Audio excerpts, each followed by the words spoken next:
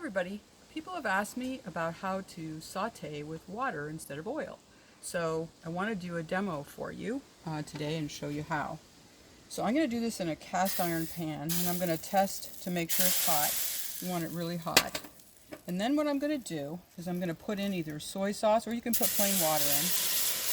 And I'm going to put onions in, and I'm going to let them sweat out because soy sauce and tamari have salt. So it's going to help me sweat this out, and it's also going to help brown them. So I'm going to brown these a little bit before I put in the garlic.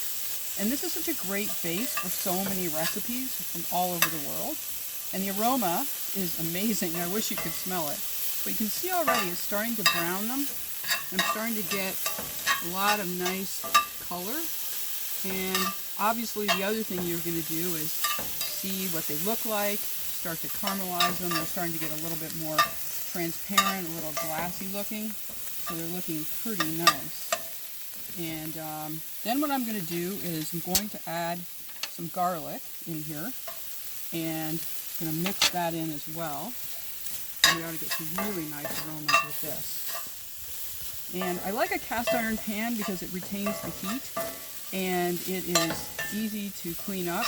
Things don't stick, because one of the things you have to be careful of when you're not using any oil is whether things are going to stick. And so this type of a pan really helps with this. So I'm just going to keep it going here until these are ready to go.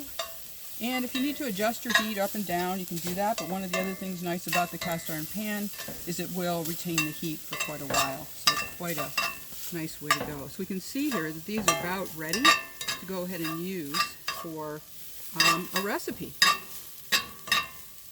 So I hope you've enjoyed this, and I'll be doing more food demos.